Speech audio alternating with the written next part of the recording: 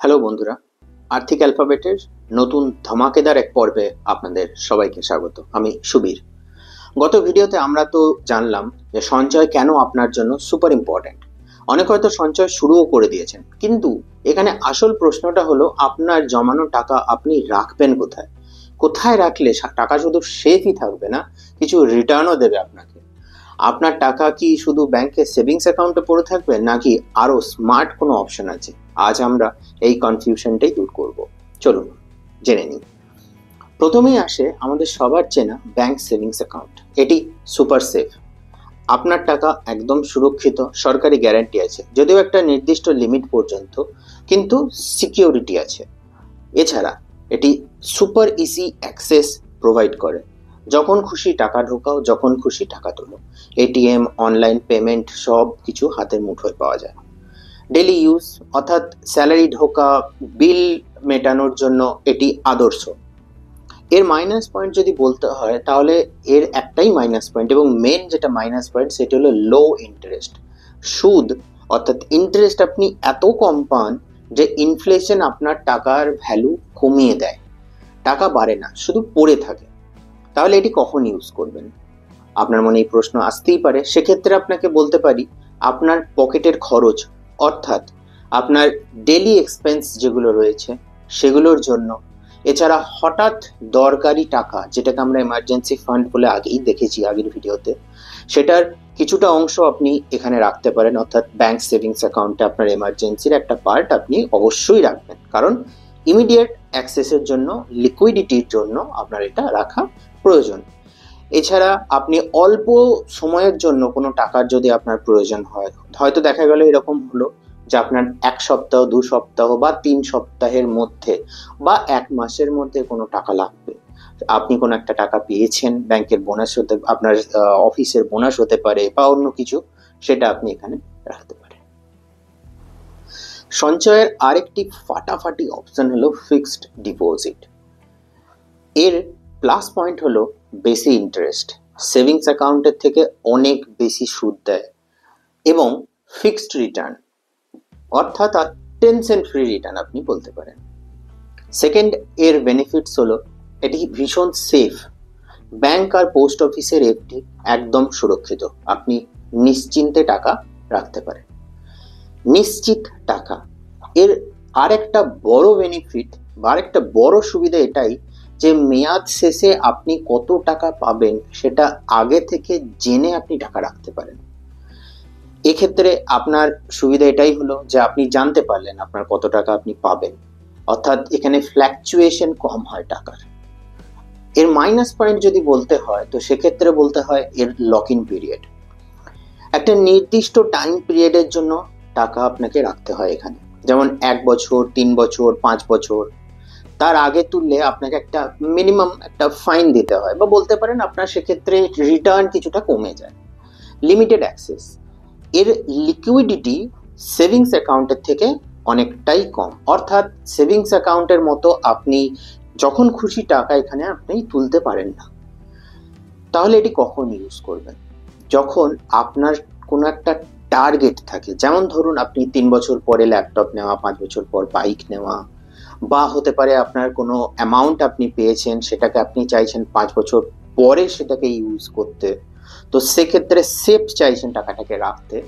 তো এই নিশ্চিত রিটার্ন এবং সেফটি যদি আপনার প্রাইমারি কনসার্ন অর্থাৎ প্রাথমিক যদি আপনার চিন্তা ভাবনা হয়, তাহলে এফডি আপনার বেস্ট ফ্রেন্ড। এর পরের যদি আপনার অপশন আমরা বলি, তাহলে সেক্ষেত্রে আরডির কথা আমাদের বলতেই হয়। এফডির মতোই কিন্তু একটু ডিফারেন্ট ভাবে কাজ করে রেকারিং ডিপোজিট বা আরডি। এর প্লাস পয়েন্ট হলো ডিসিপ্লিনড সেভিংস, অর্থাৎ এটি আপনাকে প্রত্যেক মাসে নিয়মিত সঞ্চয় করতে শেখায়। এটা সেভিংস অ্যাকাউন্ট ক্রিয়েট করার জন্য পারফেক্ট ইনস্ট্রুমেন্ট। ফিক্সড ইন্টারেস্ট, এর এফডির মতোই ভালো সুদ দেয়, সেভিংস অ্যাকাউন্টের চেয়ে বেশি আপনি সুদ পাবেন। হ্যাঁ, এফডির থেকে একটু কম পাবেন, কিন্তু সেভিংস অ্যাকাউন্টের থেকে বেশি পাবেন। ইনফ্যাক্ট এমন অনেক এফডি আছে বা আরডি আছে যেখানে আপনার এফডি বা আরডি, অনেক ব্যাংকই আছে যারা প্রায় ম্যাচ করে দেয় ইন্টারেস্ট। সেক্ষেত্রে আপনার ইন্টারেস্ট যেটা রয়েছে সেভিংস অ্যাকাউন্টের থেকে আপনি অবশ্যই বেশি পাবেন। স্মল গোলস, প্রতি মাসে অল্প করে জমিয়ে একটা বড় অ্যামাউন্ট ক্রিয়েট করার জন্য এটি একটি দারুণ ইনস্ট্রুমেন্ট। এর মাইনাস পয়েন্ট হলো, এর যেটা প্লাস সেটাই এর মাইনাস পয়েন্ট অপর দিক থেকে দেখতে গেলে, অর্থাৎ ম্যান্ডেটরি পেমেন্ট। প্রত্যেক মাসে আপনাকে কিন্তু অবশ্যই এখানে টাকা, একবার শুরু করলে টাকা কিন্তু আপনাকে প্রত্যেক মাসে রাখতে হবে। এটা একটা গেল। সেকেন্ড যদি বলতে হয় তো এতেও লক ইন পিরিয়ড আছে। এফডির মতোই এখানে মেয়াদ শেষ হওয়ার আগে বা মেয়াদের আগে আপনি যদি টাকা তুলতে চান তাহলে কিন্তু আপনাকে কিছুটা প্রবলেম ফেস করতে হতে পারে। তাহলে এটি কখন ইউজ করবেন এই প্রশ্ন আপনার মনে আসতেই পারে। যদি আপনি প্রতি মাসে কিছু টাকা আলাদা করে রাখতে চান কোনো শর্ট বা মিডিয়াম টার্ম কোনো একটা গোলের জন্য, তা যেমন ধরুন পরের বছরে আপনাকে কোনো একটা গ্যাজেট কেনার প্ল্যান আছে বা কোনো ফ্যামিলি ট্যুরের প্ল্যান আছে, তাহলে আরডি কিন্তু আপনার জন্য বেস্ট। এ তো গেল ব্যাংক।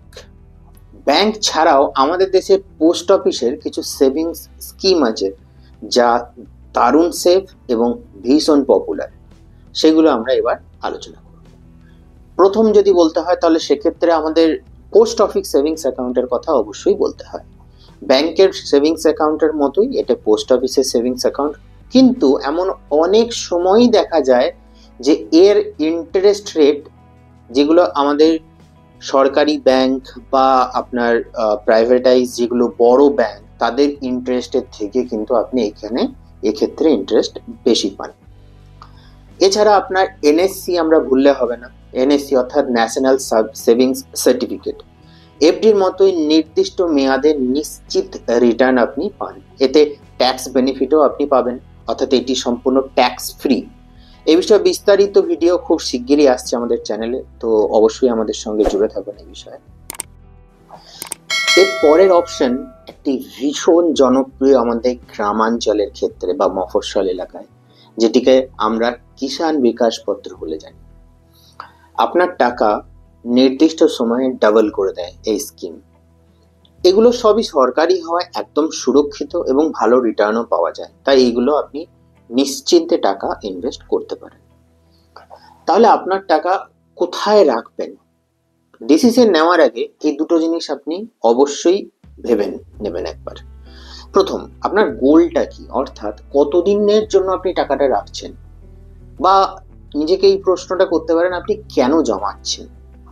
এবং দ্বিতীয় যেটা ইম্পর্টেন্ট সেটা হলো টাকাটা কতটা ইজিলি অ্যাক্সেস চাইছেন আপনি, কতটা সহজে টাকাটা তুললে আপনার সুবিধা হবে, অর্থাৎ আপনার লিকুইডিটি কতটা চাইছেন আপনি, কতটা এক্সপেক্ট করছেন। মনে রাখবেন, সঞ্চয় শুধু টাকা জমানো নয়, স্মার্টলি সঠিক জায়গায় তাকে সুরক্ষিত রাখা এবং কিছুটা গ্রো করিয়ে নেওয়া। তো আজকের আলোচনা এই পর্যন্তই।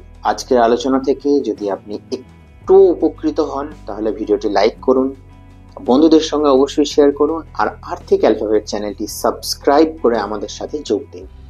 পরের ভিডিওতে আমরা দেখব আপনার প্রথম বিনিয়োগ মিউচুয়াল ফান্ড, টাকা দিয়ে কিভাবে টাকা কামানো যায় সেই জাদুটাই আমরা শিখে নেব। দেখা হচ্ছে পরের ভিডিওতে। মনে রাখবেন, আপনার আর্থিক ভবিষ্যৎ আপনার হাতেই। আর্থিক অ্যালফাবেট সব সময় আপনার পাশে আছে, যাতে প্রতিটি সিদ্ধান্ত হয় আপনার স্মার্ট। সঙ্গে থাকুন।